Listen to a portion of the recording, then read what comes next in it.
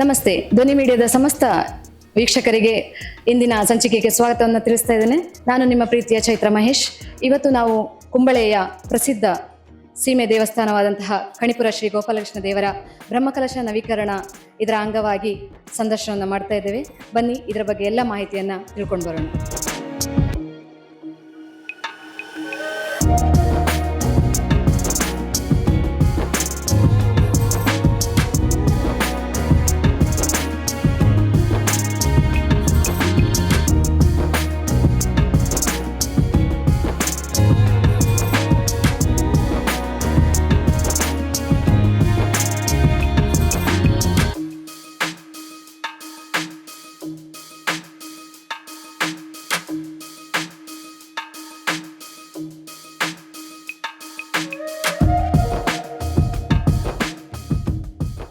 ವೀಕ್ಷಕರೇ ನಮಸ್ಕಾರ. ಇವತ್ತು ನಾವು ಕಣಿಪುರ ಗೋಪಾಲಕೃಷ್ಣ ದೇವಸ್ಥಾನದ ಬ್ರಹ್ಮಕಲಶದ ಜೀರ್ಣೋದ್ಧಾರ ತಯಾರಿಯ ಬಗ್ಗೆ ನೋಡುವುದಾದ್ರೆ ಇಲ್ಲಿ ಸಂಪೂರ್ಣ ತಯಾರಿ ನಡೀತಾ ಇದೆ ಬ್ರಹ್ಮಕಲಶದ್ದು. ಅದರ ಬಗ್ಗೆ ಸಂಪೂರ್ಣ ಚಿತ್ರಣವನ್ನ ಸಂಪೂರ್ಣವಾದಂತಹ ವಿವರಣೆಯನ್ನ ನೀಡೋದಕ್ಕೆ ಇವತ್ತು ನಮಗೆ ಕಮಿಟಿಯ ಉಪಾಧ್ಯಕ್ಷರಾಗಿರುವಂತಹ ಮಂಜುನಾಥ್ ಆಳ್ವ ಅವರು ನಮ್ಮ ಜೊತೆ ಇದ್ದಾರೆ. ಅವರಿಂದ ಸಂಪೂರ್ಣ ಮಾಹಿತಿಯನ್ನ ನಾವು ತಿಳಿದುಕೊಳ್ಳೋಣ. ಇದೀಗ ಸಂಪೂರ್ಣ ಬ್ರಹ್ಮಕಲಶ ತಯಾರಿ ನಡೀತಾ ಇದೆ. ಯಾವ ರೀತಿಯಾಗಿ ತಯಾರಿ ಅನ್ನೋದಂತೂ ನಡೀತಾ ಇದೆ ಅಂತ ದೇವಸ್ಥಾನದಲ್ಲಿ? ಅದು 14ನೇ ತಾರೀಕಿನಿಂದ ಪ್ರಾರಂಭವಾಗಿ 24ರವರೆಗೆ ನಡೆಯುವಂತಹ ಬ್ರಹ್ಮಕಲಶೋತ್ಸವಕ್ಕೆ ಎಲ್ಲ ಸಿದ್ಧತೆಗಳು ಈಗಾಗಲೇ ಪೂರ್ತೀಕರಿಸಾಗಿದೆ. ಈಗಾಗಲೇ ನಮಗೆ ರಾಜಗೋಪುರದ ಕೆಲಸವನ್ನು ಮಾಡಿ ಆಗಿದೆ. ಅದೇ ರೀತಿ ಅನ್ನಛತ್ರದ ಕೆಲಸವು ಪೂರ್ತೀಕರಿಸಾಗಿದೆ. ಇನ್ನು ಉದ್ಘಾಟನೆಗಳು ಮಾತ್ರವೇ ಬಾಕಿ ಇವೆ. ಇದು ಸುಮಾರು 35 ವರ್ಷಗಳ ನಂತರ ನಡೆಯುವಂಥ ಬ್ರಹ್ಮಕಲಶ. ಎಲ್ಲ ದೇವಸ್ಥಾನಗಳಲ್ಲಿ ಸಾಧಾರಣ 12 ವರ್ಷಕ್ಕೊಮ್ಮೆ ಬ್ರಹ್ಮಕಲಶ ನಡಿಬೇಕು ಅಂತೇಳಿ ಒಂದು ಲೆಕ್ಕ. ಆದರೆ ಇಲ್ಲಿ ಅದು ಏನೋ ದೇವರಿಗೆ ಮನಸ್ಸಿಲ್ಲೋ ಅಲ್ಲ, ನಮ್ಮ ಇದು ಗೊತ್ತಿಲ್ಲ. ಹೇಗೂ ಸುಮಾರು 35 ವರ್ಷಗಳಿಂದ ಬ್ರಹ್ಮಕಲಶ ನಡೆಯದೆ ಹಾಗೆ ಇದೆ. ಅದರಡೆಯಲ್ಲಿ ಹಲವಾರು ಕೆಲಸಗಳೆಲ್ಲ ನಡೀತಾ ಉಂಟು. ಆದರೆ ಬ್ರಹ್ಮಕಲಶ ಮಾತ್ರ ನಡೆಯುವುದು ಈ 35 ವರ್ಷಗಳ ನಂತರ. ಇದು ಈ ವರ್ಷ ಫೆಬ್ರವರಿ 16ಕ್ಕೆ ಶ್ರೀ ಗಣೇಶ್ ತಂತ್ರಿ ಜಲಂಪಾಡಿ ಅದು 9 ದಿವಸಗಳ ಕಾಲ ಇಲ್ಲಿ ವಿವಿಧ ಕಾರ್ಯಕ್ರಮಗಳೊಂದಿಗೆ, ವಿವಿಧ ಧಾರ್ಮಿಕ, ವೈದಿಕ ಹಾಗೂ ಸಾಂಸ್ಕೃತಿಕ ಕಾರ್ಯಕ್ರಮಗಳೊಂದಿಗೆ ಇಲ್ಲಿ ಬಹಳ ವಿಜೃಂಭಣೆಯಿಂದ ಈ ಬ್ರಹ್ಮಕಲಶೋತ್ಸವ ನಡೆಯಲಿಕ್ಕೆ ಎಲ್ಲ ತಯಾರಿಗಳು ನಡೀತಾ ಇದೆ. ಇದು ನಮ್ಮ ಸೀಮೆಯ ಕುಂಬಳೆ ಸೀಮೆಯ 4 ಪ್ರಮುಖವಾದಂಥ ದೇವಸ್ಥಾನಗಳಿವೆ. ಯಾಕೆಂದರೆ ಈ ಸೀಮೆಯಲ್ಲಿ ಪ್ರತಿಯೊಬ್ಬರು ಯಾವುದೇ ಒಳ್ಳೆಯ ಕೆಲಸಗಳನ್ನು ಮಾಡ್ತಿದ್ರೆ, ಯಾವುದೇ ಶುಭ ಕಾರ್ಯವನ್ನು ಮಾಡ್ತಿದ್ರೆ ಅಡೂರು, ಮಧೂರು, ಕಾವು, ಕಣ್ಯಾರ ಅಂತೇಳಿ ಈ 4 ದೇವರನ್ನು ಮುಂದಿಟ್ಟುಕೊಂಡು, ಇರುವೆರು ಉಳ್ಳಾಕ್ಲನ್ನು ಮುಂದಿಟ್ಟುಕೊಂಡು ನಡೆಸುವಂತಹ ಒಂದು ವ್ಯವಸ್ಥೆ ಈ ಸೀಮೆಯಲ್ಲಿ ಇದೆ. ಈ ಸೀಮೆಯ ಗಡಿ ಸಾಧಾರಣ ಸುಳ್ಯದಿಂದಲೂ ಆಚೆ ಮಡಿಕೇರಿಯ ಗಡಿಯವರೆಗೆ ಇದೆ. ಈಚೆ ಪುತ್ತೂರಿನ ಒಂದು ಸೈಡ್ಗೆ ಹೋಗ್ತದೆ. ಹಾಗೆ ಇಲ್ಲಿ ಸಿರಿಯ ಹೊಳೆಯಿಂದ ಈಚೆ ಇದು ಒಂದು ವಿಸ್ತಾರವಾದಂಥ ಈಚೆ ಚಂದ್ರಗಿರಿಯಿಂದಲೂ ಆಚೆ ಹೋಗ್ತದೆ. ಇಂಥ ಒಂದು ವಿಶಾಲವಾದಂಥ ಪ್ರದೇಶ ಕುಂಬಳೆ ಸೀಮೆ.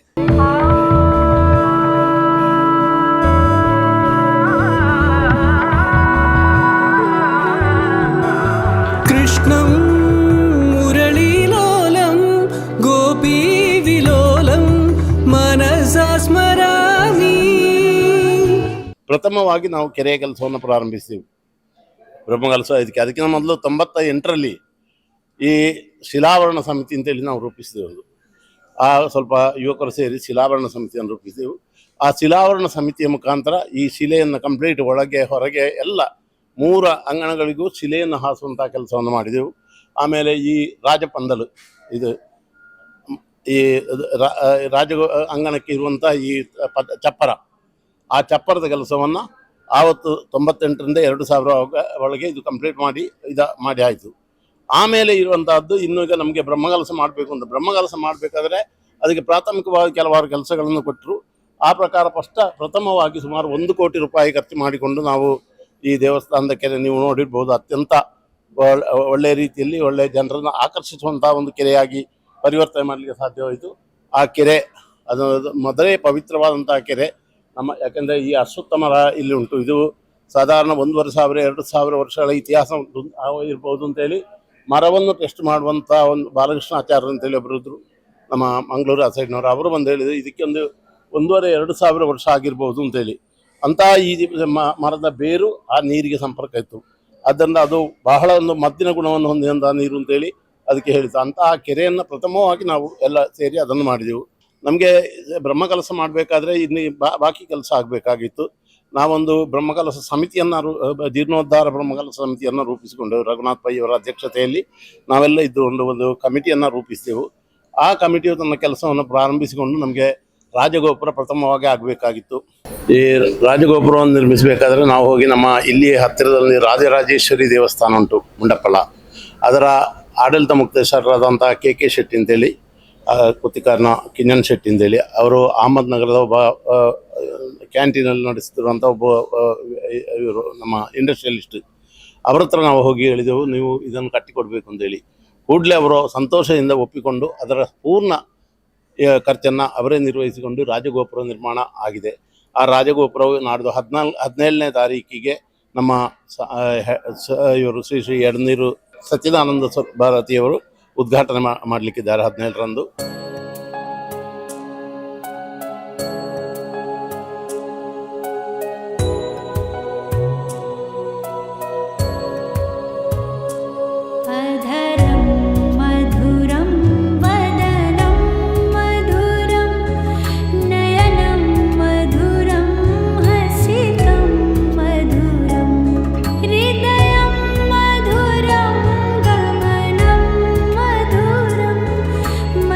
ಹಾಗೆ ರಾಜಗೋಪುರ ಆಯಿತು. ರಾಜಗೋಪುರ ಆಗುವಾಗ ಇಲ್ಲಿ ಅನ್ನಛತ್ರಕ್ಕೆ ಅನ್ನದಾನ ಮಾಡಲಿಕ್ಕೆ ಜಾಗ ಇರಲಿಲ್ಲ, ಎಲ್ಲ ಮೇಲೆ ಅಲ್ಲಿ ಇಲ್ಲೆಲ್ಲ ಮಾಡ್ತಿದ್ದೆವು. ಹಾಗೆ ನಾವು ಅದರ ಬಗ್ಗೆ ಆಲೋಚಿಸಿದಾಗ ಧರ್ಮಸ್ಥಳ ಹೆಗ್ಡೆ ಅವರು ಹತ್ರ ಹೋಗಿ ಕೇಳಿದೆವು. ಅವರು ನಮಗೆ ಅದಕ್ಕೆ ಪ್ರೋತ್ಸಾಹ ಕೊಟ್ಟರು, ಅಲ್ಲಿಂದಲೂ ದೊಡ್ಡ ಒಂದು ಅಮೌಂಟನ್ನು ಕೊಟ್ಟರು. ಅದೇ ರೀತಿ ನಮ್ಮ ಸದಾಶಿವ ಶೆಟ್ಟರು, ಕೂಳೂರು ಕನ್ಯಾನ ಸದಾಶಿವ ಶೆಟ್ಟರ ಹತ್ರ ಹೋಗುವಾಗ ಅವರು ಹೇಳಿದ್ರು, ಏನು ಬೇಕಾದ ನೀವು ಮಾಡಿ, ಅದಕ್ಕೆ ನಮ್ಗೆ ಬೇಕಾದಂಥ ಇದನ್ನು ಕೊಡ್ತೀವಿ ಅಂತ ದೊಡ್ಡ ಸಂಖ್ಯೆಯ ಒಂದು ಅಮೌಂಟನ್ನು ಅವರು ಕೊಟ್ಟರು.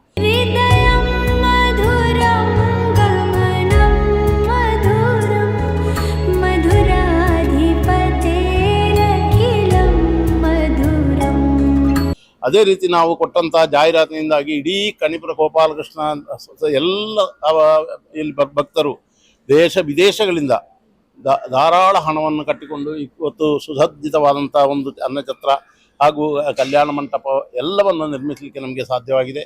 ಸುಮಾರು 13 ಕೋಟಿಗಿಂತಲೂ ಹೆಚ್ಚು ಖರ್ಚು ಮಾಡಲಿಕ್ಕೆ ಇಲ್ಲಿ ಸಾಧ್ಯವಾಗಿದೆ.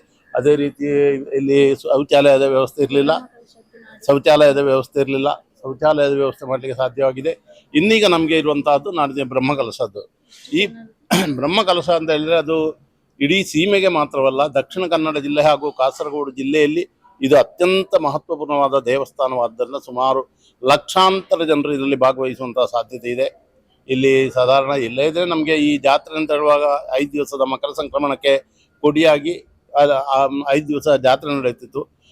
ಈಗೊಂದು 2 ವರ್ಷದಿಂದ ಈ ಕೆಲಸ ಎಲ್ಲ ಪ್ರಾರಂಭಿಸಿದ ನಂತರ ಪ್ರತಿ ಒಂದು ದಿವಸವೂ 5,000ರಿಂದ 10,000ದವರೆಗೆ ಜನರು ಊಟಕ್ಕೆ ಮಧ್ಯಾಹ್ನ ಬರ್ತಿದ್ರು. ಆ ಲೆಕ್ಕ ಪ್ರಕಾರ ಇವತ್ತು 16ನೇ ತಾರೀಕಿನಿಂದ 16ಕ್ಕೆ ಸಂಜೆ ತಂತ್ರಿಗಳ ಆಗಮನವಾಗುವುದು. ಆಮೇಲೆ ಇಲ್ಲಿ ಎಲ್ಲ ಕಾರ್ಯಗಳು ತಂತ್ರಿಗಳ ನೇತೃತ್ವದಲ್ಲಿ ನಡೀತದೆ. ಅದು ಉಂಟು ಎಲ್ಲ. ಈಗಾಗಲೇ ನಮ್ಮ ಎಲ್ಲ 16ನೇ ತಾರೀಕಿನಿಂದ ಮೊದಲುಗೊಂಡು ಸಾಧಾರಣ 22ನೇ ತಾರೀಕಿನವರೆಗೆ ಈ ಕುಂಬಳೆ ಸೀಮೆಯ ಎಲ್ಲ ದೇವಸ್ಥಾನಗಳಿಂದಲೂ ಅಲ್ಲಲ್ಲಿಯೇ ಜನರು ಒಂದಾಗಿಕೊಂಡು ಹೊರೆಕಾಣಿಕೆಯನ್ನು ತರುವಂಥ ಒಂದು ವ್ಯವಸ್ಥೆಯನ್ನು ಮಾಡಿದ್ದೇವೆ. ನಮ್ಮ ಲೆಕ್ಕ ಪ್ರಕಾರ ದಿವಸದಲ್ಲಿ ಒಂದು 20,000ರಿಂದ 25,000 ಜನರು ಅನ್ನದಾನದಲ್ಲಿ ಬರ್ತಾರೆ. ಅದು ಎಲ್ಲ ಪಂಗಡದವರು, ಎಲ್ಲ ಜಾತಿಯವರು, ಮತೇತರದ ಒಂದು ಪ್ರತೀಕವಾಗಿ ಇಲ್ಲಿ ಅನ್ನದಾನ ನಡೆಯುತ್ತದೆ. ಎಲ್ಲ ಅನ್ಯಮತೀಯರು ಎಲ್ಲರೂ ಬಂದು ಭಾಗವಹಿಸ್ತಾರೆ. ಅದೇ ರೀತಿ ದೇವಸ್ಥಾನಗಳಿಂದ ಹಾಗೂ ವಿವಿಧ ಪ್ರದೇಶಗಳಿಂದ ವಿವಿಧ ಕ್ಲಬ್ಗಳ ಮುಖಾಂತರ ಎಲ್ಲ ಈ ಹೊರೆಕಾಣಿಕೆಗಳು ಬರ್ತವೆ. ಸಾಧಾರಣ ಒಂದು 17ನೇ ತಾರೀಕು ಅದು ಒಂದು ದಿವಸವೇ ಸುಮಾರು ಒಂದು 7-8 ಕಡೆಯಿಂದ ಹೊರೆಕಾಣಿಕೆ ಬರ್ತದೆ. 16ಕ್ಕೆ 1-2 ಕಡೆಯಿಂದ ಬರ್ತದೆ. ಆ ರೀತಿ ಎಲ್ಲ ದಿವಸವೂ 22ರವರೆಗೆ ಎಲ್ಲ ದಿವಸವೂ ಹೊರೆಕಾಣಿಕೆಗಳು ಬರ್ತಾ ಇರ್ತವೆ. ಅದಕ್ಕೆ ಬೇಕಾದಂಥ ಹೊರೆಕಾಣಿಕೆಯ ಚಪ್ಪರ ವ್ಯವಸ್ಥೆಯನ್ನು ನಿಮಗೆ ನೋಡ್ಬೋದು, ಅಲ್ಲಿ ನಡೀತಾ ಉಂಟು.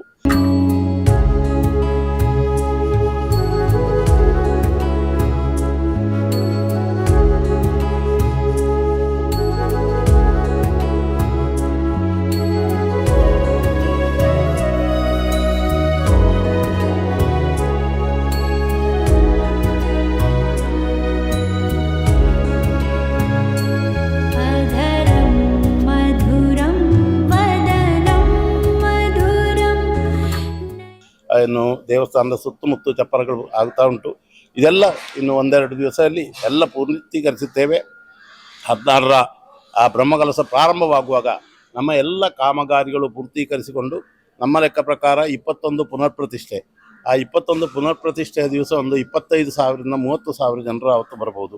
ಅದೇ ರೀತಿ 24 ಶನಿವಾರ ಆವತ್ತು ಬ್ರಹ್ಮಕಲಶ, ಆವತ್ತು ಸುಮಾರು 50,000 ಜನವನ್ನು ದಾಟಬಹುದು ಅಂತೇಳಿ ನಮ್ಮ ಅಂದಾಜು. ಹಾಗೆ ಒಟ್ಟು ಒಂದು 3-4 ಲಕ್ಷ ಜನರು ಈ ಪುಣ್ಯ ಕಾರ್ಯದಲ್ಲಿ ಭಾಗವಹಿಸ್ತಾರೆ ಅಂತೇಳಿ ನಮ್ಮ ನಂಬಿಕೆ. ಆ ಗೋಪಾಲಕೃಷ್ಣ ಇದು ಹೇಗೆ ಉಂಟು ಅಂತೇಳಿ ಯಾರು ನೋಡಿದವರಿಲ್ಲ. ಅವನ ಅಭೀಷ್ಟ ಪ್ರಕಾರ, ಅದೇ ನಾನು ಹೇಳಿದ ಹಾಗೆ ಅಲ್ಲಿ ಕಾಸರಗೋಡಿನಲ್ಲಿ ಲಕ್ಷಾಂತರ ಜನರನ್ನು ತೋರಿಸಿದಂತಹ ಕೃಷ್ಣ ಇಲ್ಲಿಯೂ ಇದನ್ನು ಅತ್ಯಂತ ಯಶಸ್ವಿಗೊಳಿಸ್ತಾನೆ ಎಂಬಂತಹ ವಿಶ್ವಾಸದಿಂದ ಅವನ ಮೇಲೆ ಪೂರ್ಣ ನಂಬಿಕೆಯನ್ನು ಇಟ್ಟುಕೊಂಡು ನಾವು ಈ ಕೆಲಸಕ್ಕೆ ಹೊರಟಿದ್ದೇವೆ. ಇದುವರೆಗೆ ನಮಗೆ ಯಾವುದೇ ಅಡೆತಡೆಗಳು ಬಂದಿಲ್ಲ, ಇನ್ನು ಮುಂದೆಯೂ ಬರಲಿಕ್ಕಿಲ್ಲ ಎಂಬಂತಹ ವಿಶ್ವಾಸ ನಮ್ಮಲ್ಲಿಂಟು. ಪೂರ್ಣ ಅವನ ಮೇಲೆ ಭಾರ ಹಾಕಿಕೊಂಡು ನಾವು ಈ ಕೆಲಸವನ್ನು ಮುಂದುವರಿಸ್ತಾ ಇದ್ದೇವೆ. मधुरं चरितं मधुरं वसनं मधुरं वलितं मधुरं. ವೀಕ್ಷಕರೇ, ಇದೀಗ ಕಣಿಪುರ ಗೋಪಾಲಕೃಷ್ಣ ದೇವಸ್ಥಾನದಲ್ಲಿ ಬ್ರಹ್ಮಕಲಶೋತ್ಸವದ ತಯಾರಿ ನಡೀತಾ ಇದೆ, ಅದ್ದೂರಿಯಾಗಿ ತಯಾರಿ ನಡೀತಾ ಇದೆ. ಇದೀಗ ನಮ್ಮ ಜೊತೆಗೆ ಈ ಆಡಳಿತ ಸಿಬ್ಬಂದಿಯಾಗಿರುವಂತಹ ಕಣಿಪುರ ದೇವಸ್ಥಾನದ 38 ವರ್ಷಗಳಿಂದ ಆಡಳಿತ ಸಿಬ್ಬಂದಿಯಾಗಿರುವಂತಹ ವೆಂಕಟಕೃಷ್ಣ ಭಟ್ ಅವರಿದ್ದಾರೆ. ಅವರು ಇದೀಗ ಬ್ರಹ್ಮಕಲಶದ ಸಂಪೂರ್ಣ ಮಾಹಿತಿಯನ್ನ ನಮಗೆ ನೀಡ್ತಾರೆ. ಇದೀಗ ಬ್ರಹ್ಮಕಲಶದ ತಯಾರಿ ಯಾವ ರೀತಿಯಾಗಿ ನಡೀತಾ ಇದೆ ಅಂತ. ನಮಸ್ತೆ, ನಾನು ವೆಂಕಟಕೃಷ್ಣ ಭಟ್ಟನ್ನು. ಗೋಪಾಲಕೃಷ್ಣ ದೇವಸ್ಥಾನದ ಜೀರ್ಣೋದ್ಧಾರ ಬ್ರಹ್ಮಕಲಶ ಕಾರ್ಯಗಳು ಬಗ್ಗೆ ಎಲ್ಲ ರೀತಿಯಲ್ಲಿಯೂ ಪ್ರತ್ಯೇಕವಾದಂತಹ ಸಮಿತಿಯನ್ನು ರೂಪೀಕರಿಸಿಕೊಂಡು ಆ ವಿಷಯದಲ್ಲಿ ಬಹಳ ಸ್ವಚ್ಛವಾಗಿ ಬಹಳ ವೇಗವಾಗಿ ಎಲ್ಲ ಕಾರ್ಯಗಳು ನಡೀತಾ ಇದೆ. ಅಲ್ಲದೆ ಬ್ರಹ್ಮಕಲಶ ನಾಡಿದ್ದು 16ಕ್ಕೆ ಪ್ರಾರಂಭ ಆಗ್ತದೆ. 16ರಿಂದ ಪ್ರಾರಂಭವಾಗಿ ಇದೇ ಫೆಬ್ರವರಿ 21ಕ್ಕೆ ಪುನಃ ಪ್ರತಿಷ್ಠೆ ಆಗ್ತದೆ. ಆಮೇಲೆ 24ನೇ ತಾರೀಕಿಗೆ ಬ್ರಹ್ಮಕಲಶ ನಡೀತದೆ. ಅದರ ಮಾರನೇ ದಿವಸ 25ನೇ ತಾರೀಕಿನಂದು ಧ್ವಜಾರೋಹಣವಾಗಿ 5 ದಿವಸದ ವಾರ್ಷಿಕ ಉತ್ಸವವು ಜರುಗುತ್ತದೆ. ಅದೇ ಹಾಗೆ ಫೆಬ್ರವರಿ 16ರಿಂದ 29ರವರೆಗೆ ಇಲ್ಲಿ ವಿಶೇಷ ಕಾರ್ಯಕ್ರಮಗಳು ಜರುಗುತ್ತದೆ.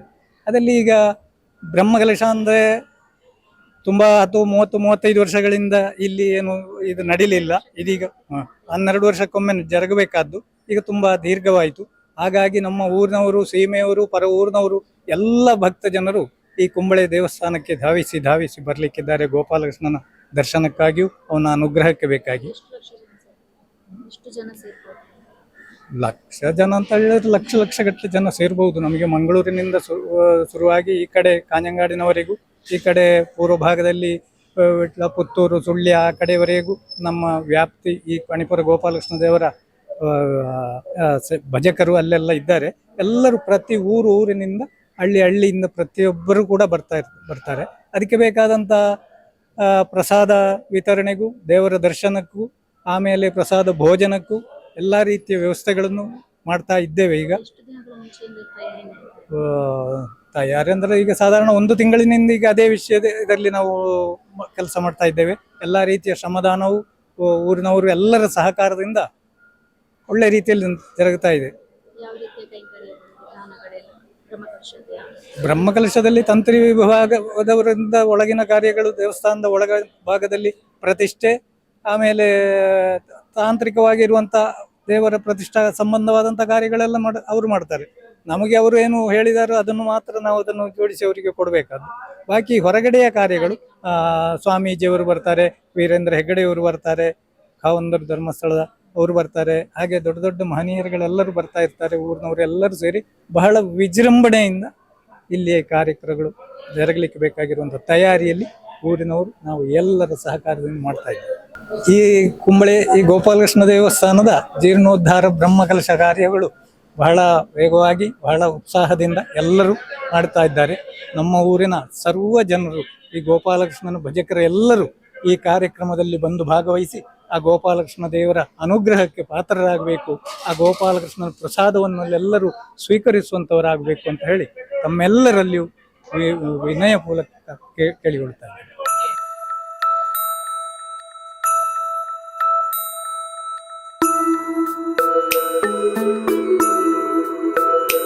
अच्युतं केशवं कृष्णदामोदरं रामनारायणं जानकी वल्लभम्.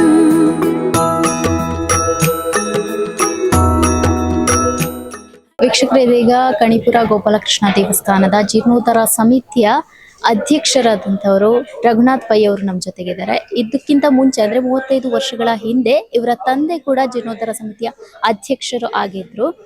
ಇದೀಗ ಅವರು ಆಗಿ ನಮಗೆ ಸಂಪೂರ್ಣ ಮಾಹಿತಿಯನ್ನ ನೀಡಲಿಕ್ಕಿದ್ದಾರೆ. ನಮಸ್ಕಾರ. ಯಾವ ರೀತಿ ನಡೀತಾ ಇದೆ? ಕುಂಬ್ಳೆಯಲ್ಲಿ ಈಗ ಬ್ರಹ್ಮಕಲಶ ಆಗದೆ 35 ವರ್ಷ ಆಯಿತು. ಈಗ ಬಹಳ ವಿಜೃಂಭಣೆಯಿಂದ ಎಲ್ಲ ಕೆಲಸಗಳು ಮುಂದೆ ಹೋಗ್ತಾ ಉಂಟು. 95% ಕೆಲಸ ಎಲ್ಲ ಮುಗ್ದಿದೆ. ಆದ ಕಾರಣ ಇನ್ನು ಬಾಕಿ ನಮ್ಮ ಚಪ್ಪರದ್ದು ಬಾಕಿ ಅದೆಲ್ಲ ಈಗ ಫೈನಲ್ ಸ್ಟೇಜಿಗೆ ಮುಟ್ಟಿದೆ.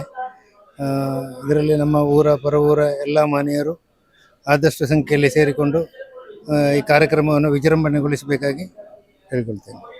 ಯಾವ ರೀತಿ ಕೈಕಾರ್ಯಗಳು ನಡೀತಾ ಇದೆ ಅಂತ, ಇವಾಗ ತಯಾರಿಗಳು ಹೇಗೆ ನಡೀತಾ ಇದೆ? ತಯಾರಿಗಳೆಲ್ಲ ಇನ್ನು ಈಗ ಸ್ವಲ್ಪ ಸ್ವಲ್ಪ ಬಾಕಿ ಇರುವುದು. ಈಗ ನಮ್ಮ ಅಡುಗೆಯವರದ್ದಾಯಿತು, ಆಮೇಲೆ ನಮ್ಮ ಇವ್ರದ್ದೆಲ್ಲ ಆಯಿತು, ಯಾರ್ದು ಚಪ್ಪರದ್ದಾಯ್ತಲ್ಲ, ಆಮೇಲೆ ನಮ್ಮ ಬಾಕಿ ಇದೆಲ್ಲ ಈಗ ನಮ್ಮ ವೈದಿಕ ಕಾರ್ಯಕ್ರಮದ್ದು ಅದು ನಿನ್ನೆ ಮೀಟಿಂಗ್ ಇತ್ತು. ಅದರಲ್ಲಿ ಅವರೆಲ್ಲ ಬಾಕಿ ಎಲ್ಲ ಸಾಧಾರಣ ಒಂದು 85% ಕೆಲಸ ಆಗಿದೆ ಅವರದ್ದೆಲ್ಲ ಮಾತಾಡಿ. ಇನ್ನೂ ನಮ್ಮ ಕೆಲವು ಪರ್ಚೇಸ್ ಆಗಿ ತರಲಿಕ್ಕೆ ಸಾಮಾನುಗಳೆಲ್ಲ ಉಂಟು. ಅದೆಲ್ಲ ಈಗ ಇದೇ ವಾರದಲ್ಲಿ ಎಲ್ಲ ತಂದು ಕ್ಲಿಯರ್ ಮಾಡಿ ಕೊಡ್ತೇವೆ. 35 ವರ್ಷದ ನಂತರ ನಡೀತಾ ಇದೆ ಬ್ರಹ್ಮಕಲಶ. ಎಷ್ಟೊಂದು ಖುಷಿಯನ್ನ ತಂದಿದೆ ಅಂತ ಹೇಳಿ ಎಂದು ಹೇಳಿದರೆ, ಈಗ ಎಲ್ಲ ಮನೆಯಲ್ಲಿ ಚಪ್ಪರ ಹಾಕಿ ನಮ್ಮ ಪೇಟೆಯನ್ನು ಸುಸಜ್ಜೀಕರಣ ಮಾಡಿ, ಆಮೇಲೆ ದೇವಸ್ಥಾನದ ವಠಾರ, ಆಮೇಲೆ ನಮ್ಮ ಪಾರ್ಕಿಂಗ್ ಏರಿಯಾ ಮತ್ತು ಅಡುಗೆಗೆ ನಮ್ಮ ಹತ್ತಿರವೇ ಒಂದು ಮುಖ್ಯ ಪ್ರಾಣ ದೇವಸ್ಥಾನ ಉಂಟು. ಅಲ್ಲಿ ನಮ್ಮ ಗೆಳೆಯರು ಇಬ್ಬರು ಸೇರಿ 1.5 ಎಕರೆ ಸ್ಥಳವನ್ನು ನಮಗೆ ಇದಕ್ಕೆ ಬೇಕಾಗಿ ಕೊಟ್ಟಿದ್ದಾರೆ, ಈ ನಮ್ಮ ಎಲ್ಲ ಕಾರ್ಯಕ್ರಮಕ್ಕೆ. ಅದು ಭಾರಿ ಒಳ್ಳೆ ಜಾಗೆ ಮತ್ತು ದೇವಸ್ಥಾನ ಹತ್ತಿರ ಇರುವ ಕಾರಣ ಒಂದು 5 ನಿಮಿಷ ನಡ್ಕೊಂಡು ಹೋಗಲಿಕ್ಕೆ ಇರೋದು. ಅದೆಲ್ಲ ಒಂದು ಅಲ್ಲಿ ಬಾಕಿ ಸ್ಟೇಜಿನ ಕಾರ್ಯಕ್ರಮ, ಸಾಂಸ್ಕೃತಿಕ ಕಾರ್ಯಕ್ರಮ ಇಲ್ಲಿ ದೇವಸ್ಥಾನದಲ್ಲಿ ಆಗ್ತದೆ. ಬಾಕಿ ನಮ್ಮ ಸ್ಟೇಜ್ ಪ್ರೋಗ್ರಾಮ್ ಎಲ್ಲ ಅಲ್ಲಿ ಮಾಡ್ತೇವೆ. ಮತ್ತು ಊಟದ ಹೊರಕಾಣಿಕೆ ಮತ್ತು ಉಗ್ರಾಣ ಮುಹೂರ್ತ ಎಲ್ಲ ಅಲ್ಲಿ ಹೌದು 14 ದಿವಸ ಹೌದು. ಇದರಲ್ಲಿ ಬ್ರಹ್ಮಕಲಶ 24, 25ರಿಂದ ನಮ್ಮ ವಾರ್ಷಿಕ ಜಾತ್ರೆ 5 ದಿನ. ಅದರಲ್ಲಿ 28 ತಾರೀಕಿಗೆ ಬೆಡಿ ಮಹೋತ್ಸವ. ಬೆಡಿ ಮಹೋತ್ಸವ ಅಂತ ಹೇಳಿದರೆ ಅದು ವರ್ಷಂಪ್ರತಿ ಆಗೋದು ಯಾವಾಗ ಅಂತ ಹೇಳಿದರೆ ಜನವರಿ ಮಕರ ಸಂಕ್ರಮಣದಿಂದ ಸೀಮೆಯ 4 ದೇವಸ್ಥಾನದಲ್ಲಿ ಮೊದಲಾಗಿ ಆಗುವುದು ಕುಂಬ್ಳೆ ಗೋಪಾಲಕೃಷ್ಣ ದೇವಸ್ಥಾನ, ಅದರ ನಂತರ ಮುಜಂಗಾವು, ಅದರ ನಂತರ ಅಡೂರು, ಅದರ ನಂತರ ಬಿಸು ಸಂಕ್ರಮಣಕ್ಕೆ ಮಧೂರು. ಹೀಗೆ ಕುಂಬ್ಳೆ ಬೆಡಿಗೆ ಈಗ ಅಂತೇಳಿಲ್ಲ, ಅಷ್ಟು ವರ್ಷದಿಂದ ಅದು ಭಾರಿ ವಿಶೇಷ. ಈಗ ಎಲ್ಲೆಲ್ಲ ಪರವೂರಿನವರು ಅವತ್ತು ಇಲ್ಲಿ ಬಂದು ಆ ಬೆಡಿ ಮಹೋತ್ಸವವನ್ನು ಒಂದು ವಿಜೃಂಭಣೆ ಮಾಡ್ತಾರೆ. ಅದಲ್ಲದೆ ಇಲ್ಲಿ ನಮ್ಮಲ್ಲಿ ಅಂತ ಹೇಗಂತ ಹೇಳಿದರೆ ಅಡಿಕೆ ವ್ಯಾಪಾರ ಮೇನ್. ಅದರಲ್ಲಿ ಗುಜರಾತಿಗಳು ಗುಜರಾತಿಂದ ಇಲ್ಲಿ ಬಂದು ಎಲ್ಲ ನಮ್ಮ ಕುಂಬ್ಳೆಯ ಸೀಮೆಯ ಇದರಲ್ಲಿ ಅಂಗಡಿ ಮಾಡಿ ಎಲ್ಲ ಅವರು ಕೂಡ ಒಂದು ಸಹಕರಿಸ್ತಾರೆ ಇದರಲ್ಲಿ. ಯಾಕಂತ ಹೇಳಿದರೆ ಅವರು ಇಲ್ಲಿ ಬಂದು ಎಲ್ಲರೂ ಒಳ್ಳೆಯದಾಗಿದ್ದಾರೆ. ಅದೇ ಪ್ರಕಾರ ದೇವರ ಆಶೀರ್ವಾದ ಕೂಡ ಉಂಟು ಅವರಿಗೆ. ಆದ ಕಾರಣ ಅದರಲ್ಲಿ ಅವರು ಕೂಡ ಒಂದು ಧನದಿಂದ ಸಹಕರಿಸಿ ಎಲ್ಲ ವಿಜೃಂಭಣೆಯಿಂದ ಮಾಡಿಸ್ತಾರೆ. ವೀಕ್ಷಕರಲ್ಲಿ ಏನು ಹೇಳೋದಂತ ಹೇಳಿದರೆ, ಎಲ್ಲರೂ ಬಂದು ಪರ ಊರಿನ ಮಹನೀಯರು ಬಂದು ನಮ್ಮ ಈ ಬ್ರಹ್ಮಕಲಶೋತ್ಸವದ 14 ದಿನ ಕಾರ್ಯಕ್ರಮವನ್ನು ವಿಜೃಂಭಣೆ ಮಾಡಿ ಕೊಡಬೇಕಂತೇಳಿ ನಾವು ಕೇಳಿಕೊಳ್ತಾ ಇದ್ದೇವೆ.